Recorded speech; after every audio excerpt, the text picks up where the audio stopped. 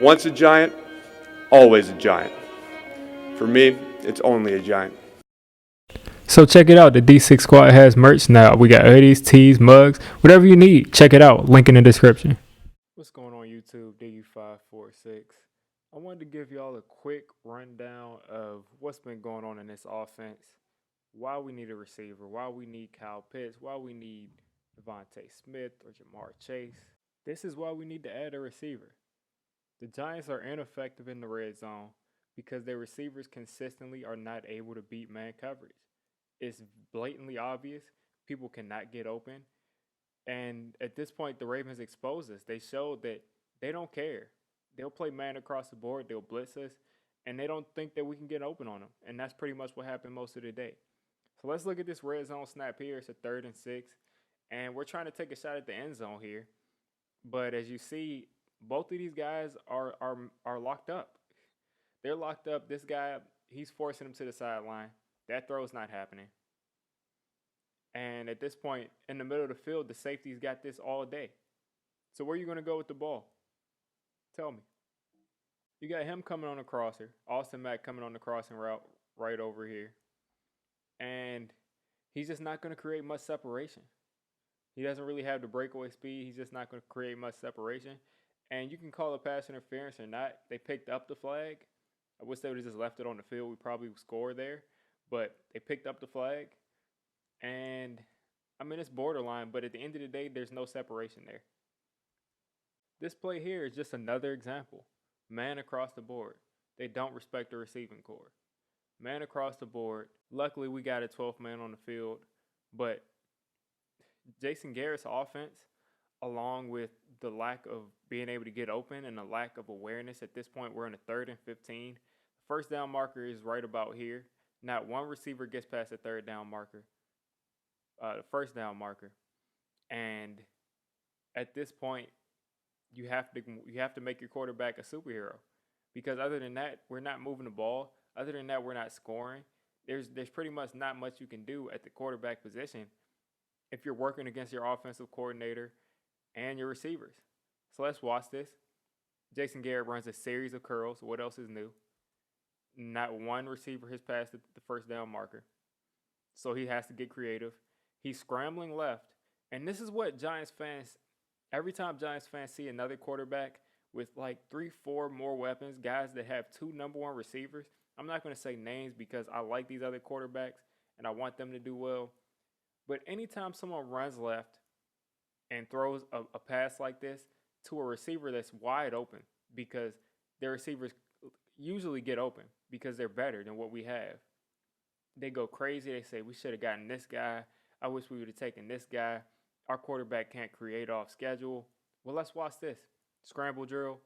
Our 3rd, 4th, 5th wide receiver, Dante Pettis, who can't get a jersey most of his time. He's the only guy that runs with him on the scramble drill.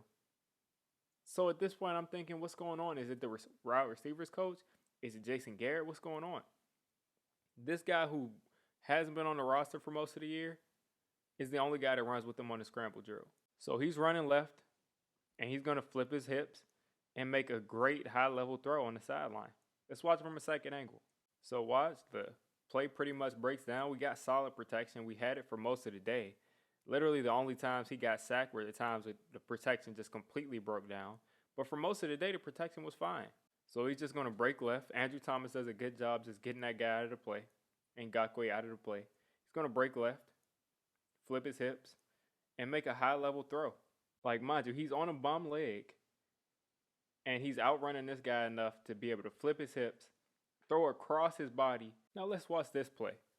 Daniel Jones is going to take this snap, and before he even gets to set his feet to throw it to a guy who finally gets open, he gets sacked. It's almost like whenever something good happens, something bad happens. It was just a bad luck game all around. But one of the times the receivers get open, he doesn't get any time. So he's going to get the ball, fake the little play action. Not a long developing play action at all. And for all the guys to say that he can't go through, people listen to the announcers on TV entirely too much. Daniel Jones, last year in the preseason, was going through 3, 4, 5 reads And at Duke, he was going through 3 or 4 or 5 reads. He consistently works through his progressions. Consistently. He starts on the left side of the field, works all the way across the field in literally less than a second and a half.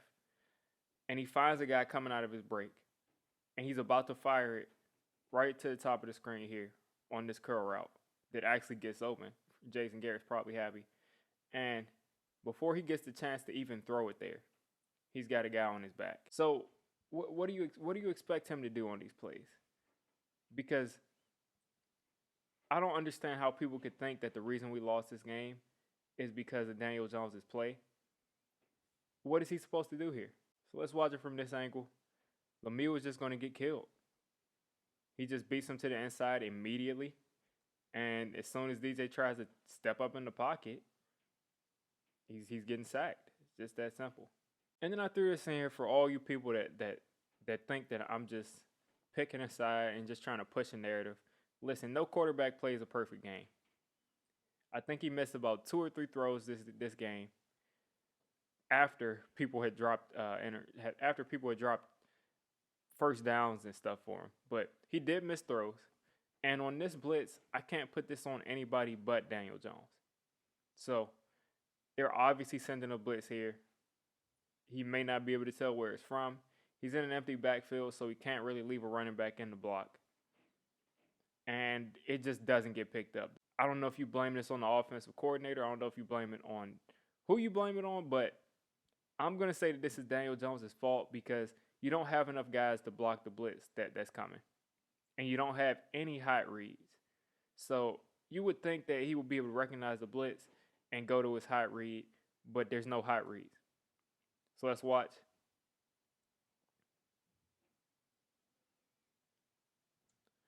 Ball gets snapped. They're sending 1, 2, 3, 4, 5. And it's like Patrick Graham early on in this year. We have 5 guys to block, but we don't know which 5 are coming. So guys are going to come free because you don't know which 5 are coming. So at this point, there's really nowhere you can go with the ball. At this point, not one receiver has turned around.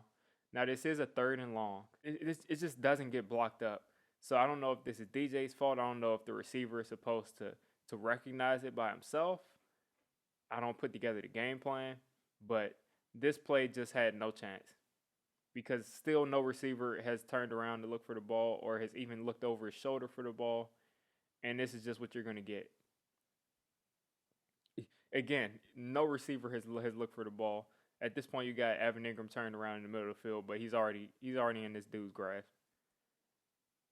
And again, this speaks to the lack of talent at the receiver position. You don't really see too many times in the NFL. I want you guys to count with me. 1, 2, 3, 4, 5, 6, 7, 8, 9, 10, 11. We have 3 defensive backs matched up with 3 of our receivers and another defensive back on the other side with Evan Ingram. We have everyone on the line of scrimmage. Everyone is within 5 yards of the football. Do you realize how disrespectful that is in the NFL? Do you realize that this never should happen? There's not one of your top 4 receiving weapons that can beat press coverage, that can get open. Well, guess what? We do have someone who can get open. Let's watch. DJ's going to get the snap. He's working in the flat first. They were working a little screen game. I'm pretty sure this is a fake screen. But he works there first, and then he immediately sees Slayton's got the sideline. This is man coverage all the way. And it's no secret about what coverage it is. They were very blatant the entire day because they didn't think that we'd be able to get open. But Slayton's got the sideline. I can get it there. And it's a greatly placed ball. And I think that Slayton has issues tracking the ball in the air. I really do. Because he just never is able to locate the football naturally. He's looking over the wrong shoulder first. And then he has to go back to the other side. And by that time, he's dropping the ball. So let's watch this just to see how clean of a drop this is. decent protection. I mean, he only needed to protect for about a minute, a second and a half. And he's just going to go deep. And look at the separation. Finally, we got some separation. And it's a drop. Clean drop. And this was one of the only times we were able to get separation and man coverage. And then pretty much every play that we were able to really get something going, they were in zone coverage. Now, they'll be in zone this play. We'll run it. Whenever they went into the zone, we were able to get open. And then they said, let's go right back to man, and they locked us up. So, Mack is going to come open right here. And he's supposed to be running kind of a pick route to get Slayton open. But he's going to just come open right here. Sit in the zone. He's got his hands up like I'm open. And this is the most disrespectful part. You got your hands up like you're open. You're calling for the ball, and you're ready for the ball, and you still catch it. I mean, you still drop it. Where does this come from? I don't get it. Let's see it from this angle. You're going to see him cross with Slayton. Going to cross with Slayton. Come open. Call for the ball. And drop it. And first off, Mack, he should not be playing. Dante Pettis should not be playing. We're missing one of our starting receivers, people. One. And we have two guys who have not been drafted. Or Dante Pettis was drafted. But we have two guys who were street free agents that are playing meaningful reps for us. We can't expect to win that like this. There were so many receivers in this draft coming out. There were so many chances to sign a receiver last offseason, and I don't understand why we didn't do that. There was a chance to trade for a receiver earlier this year. I don't understand why we didn't do that. And I'm going to just run one last play, and you all are going to get my point on why receiver is so important for this football team. It's ridiculous. It's the same story. It's the same story. And let's just roll it. They're playing man coverage. Again, one safety in the middle of the field. Man coverage. This is 2020 in the NFL, and they're just playing man coverage pretty much every play. And they're not even having two safeties deep. They're not even playing a cover two man. They're playing cover one man. And Slayton is just going to get open. And he drops it. Now, sure, maybe the ball was underthrown by, 2-3 yards. But at the end of the day, the ball on the other side wasn't underthrown. You dropped it. The ball to Mack wasn't underthrown. He dropped it. You got two hands on the football. I expect you to catch it. Let's watch it from a second angle. And again, the protection was fine. For most of the game, the protection was fine. The sacks came on blitz after blitz because we couldn't beat man coverage consistently. And then the sacks came because of a couple of breakdowns from Matt Parrott and Shane Lemieux. And one, I think, from Cam Fleming. But for the most part, the protection was decent. He's got time. He's throwing it deep. And we got a drop. Two hands on the football, and it's dropped. So, you all can continue your narrative that you want, your imaginary narrative that isn't on tape and I can't find about Daniel Jones. But at the end of the day, he's going to be back at least for the next year. And I don't know about you all that will probably rather see him stink up the joint for 16 games next year. But I actually want to see some entertaining football, and I want to see us be able to compete on offense next year. So if the Giants don't take a receiver and they don't get a receiver in the offseason in any sort of way, I don't care if it's via trade, if it's through free agency, if it's in the first round, second round, maybe I'm okay with it. But at the end of the day, they have got to get some help. Because when Daniel Jones makes these plays, even if you think that he doesn't make a lot of plays that are good, when he does make plays that are good, people drop the ball. Or people can't get open. So you guys let me know what you think of this situation with the offense, with the receivers, with Daniel Jones. And what do you think we should be targeting this offseason? A lot of people are still saying edge rusher. I understand that. That's a big need. But offense is what wins games in the NFL now. It's 2020. So if you made it this deep into the video, I'm calling you a D6 squad member. If you're a D6 squad member, you got to hit that subscribe button. You got to turn on that notification bell. And listen, I make all kinds of content for NFL teams. So if you're not a Giants fan, don't worry. I'll cover your team. If I'm not covering your team, let me know. And have a good one.